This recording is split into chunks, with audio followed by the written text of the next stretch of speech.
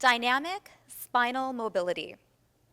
We're going to take a look at the different ways the spine moves: flexion, extension, lateral flexion, and rotation, and how you can apply dynamic, light movement of the spine to help prepare your students for the circuit exercises to come.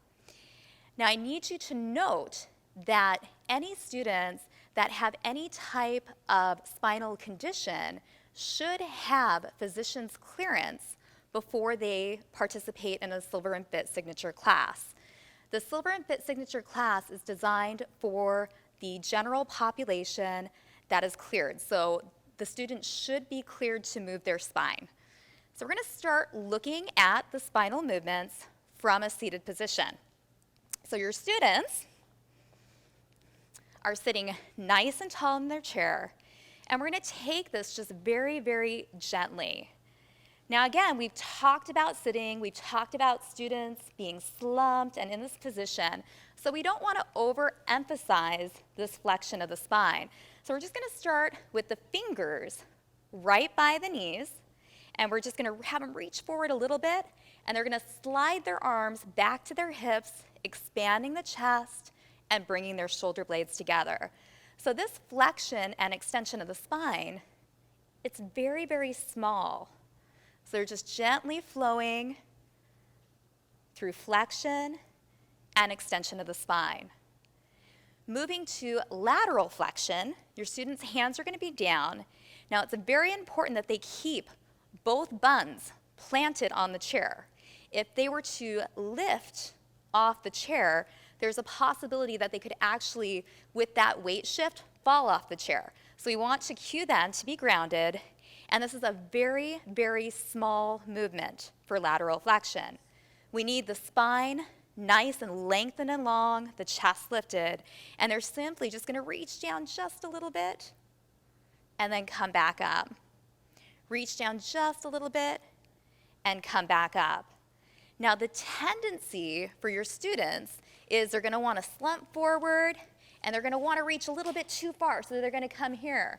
So you can see that can be very dangerous to the spine because they're going to be flexed, they're rotating, and they're laterally flexing. So we need to keep length in the spine, and it's just a very small movement going side to side.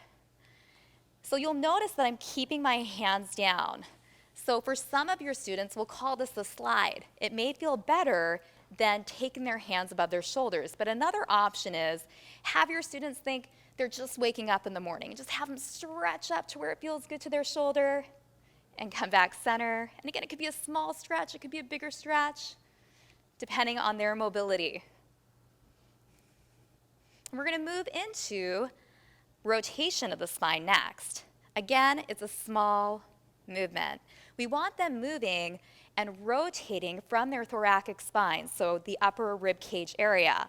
So they're nice and tall. First, you can tell them to aim their shoulder towards their knee so they twist, and then you can have them reach and come back center. So first train them to get this twist, reach to the knee, and then come back center.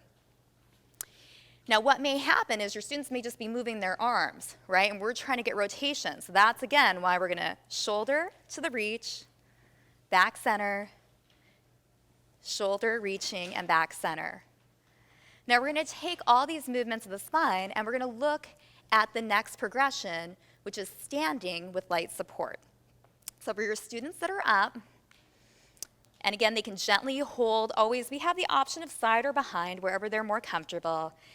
And right here, we can do that flexion and extension. Again, it's going to be small. So if they need to hold the chair, just have them reach one arm out, and just like we did in the chair, slide it back, lift and open. Now as they reach, you can have them pull their belly in, engage their abdominals, and then slide up. So see, it's a very, very small motion coming up. Now moving into lateral flexion, we can do the slide right here too. So again, just that little slide down. We can also do that reach up, like they're waking up in the morning. And that's a nice little combination of slide and a reach. And then the last part is the rotation. So if they're holding the chair, we're going to have them again turn their shoulder to the corner of the room, reach, and then come back in. So cueing to turn the shoulder, reach, and come back in. So for light chair support, you would have your students repeat that entire series on the opposite side of the chair, obviously doing the opposite side. You work one side, you've got to work the other. Now for your more advanced students that are freestanding, we can have them completely come away from the chair, having a soft bend in the knees, nice long spine, and we can make this movement maybe a little bigger, so a little more range of motion for our flexion and extension. So you can have them think of giving somebody a hug and then opening up and standing tall. So pulling their belly in, giving somebody a hug, standing tall. You could say hug a tree, whatever visual you want, and coming up. Now for lateral flexion, we can obviously do the slide, coming from that nice lengthened spinal position, or we could do the good morning stretch. We can also integrate this dynamically into our warm-up. So if you have your students moving in a toe tap up, we could add in that lateral flexion, which is a little reach. We could add in the rotation with a reach corner to corner. So there's lots of ways we can incorporate these movements of the spine, but remember, we always want to start from a nice lengthened spot. So that is spinal mobility.